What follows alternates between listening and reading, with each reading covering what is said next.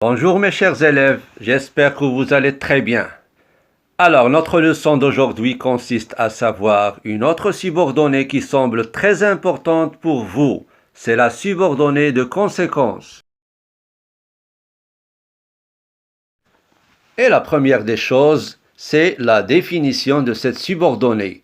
On dit exprimer une conséquence signifie montrer le résultat, les suites, les effets d'une action ou d'un événement.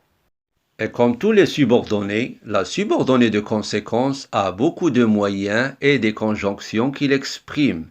C'est pour cela que je les ai divisés en 3 groupes. 1. L'utilisation de l'indicatif. 2. L'utilisation du subjonctif. Et 3. L'utilisation de l'infinitif. Alors, pour le premier mode, c'est-à-dire l'utilisation de l'indicatif, on trouve 3 genres de moyens pour exprimer la conséquence. Mais la différence qu'il y a, c'est à l'emplacement de ces moyens. Commençons par le premier genre. Si plus adjectif ou participe passé ou adverbe plus que. Et tellement plus adjectif ou participe passé ou adverbe plus que. Exemple. Il est gentil, tout le monde l'aime. À l'entrée de si que ou tellement que, on dit il est si gentil que tout le monde l'aime. Regardez bien, entre si et que, il y a l'adjectif gentil. Le deuxième genre, si bien que, de telle sorte que, de telle manière que, au point que, c'est très facile, on les place toujours au milieu sans aucun changement. Exemple, il est gentil, si bien que tout le monde l'aime. Il est gentil de telle sorte que tout le monde l'aime. Regardez, le verbe reste au présent de l'indicatif, bien sûr le verbe aimer. Le dernier genre, avec les moyens d'un tel que et d'une telle que. Le changement qu'il y a ici, c'est la transformation de l'adjectif au nom.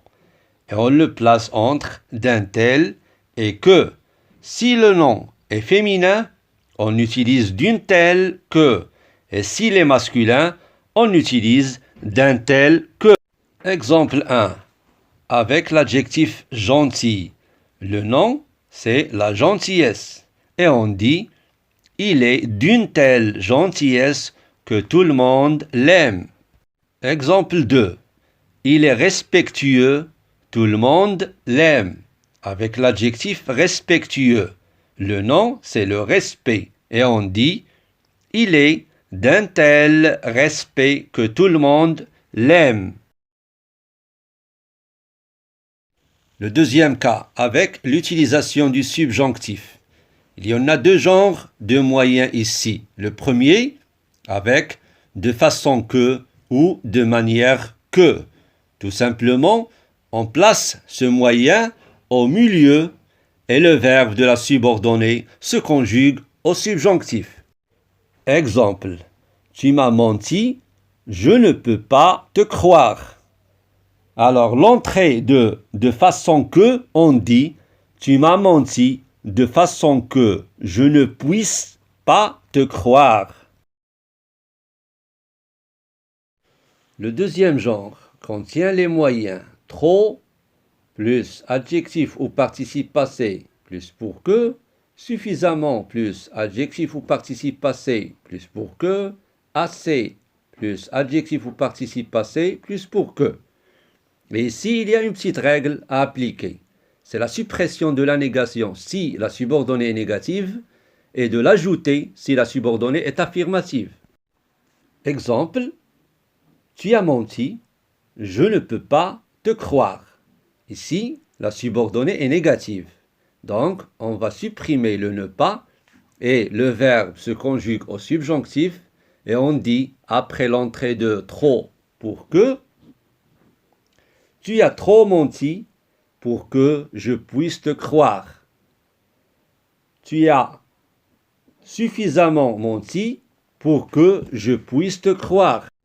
Et regardez le participe passé menti situé entre trop et pour que.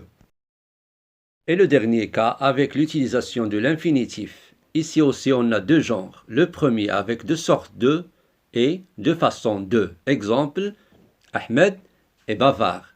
Il ne sait pas garder un secret. Alors on va entrer ici de sorte de au milieu ou de façon à et on dit Ahmed est bavard de sorte de ne pas savoir garder un secret ou Ahmed est bavard de façon à ne pas savoir garder un secret. Le dernier genre avec trop plus adjectif ou participe passé ou adverbe plus pour, assez plus adjectif ou participe passé ou adverbe plus pour, suffisamment plus adjectif ou participe passé ou adverbe plus pour, et ici, il y a la même règle qu'on a vue à l'utilisation du subjonctif. C'est la suppression de la négation si la subordonnée est négative et de l'ajouter si la subordonnée est affirmative.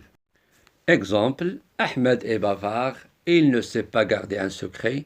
Ahmed est trop bavard pour savoir garder un secret. Ahmed est assez bavard pour savoir garder un secret. Et regardez bien, bavard se trouve ou se situe entre trop et pour. Enfin, mes chers élèves, j'espère que vous avez bien compris cette leçon. Rendez-vous après avec un exercice d'application. À tout à l'heure. Merci.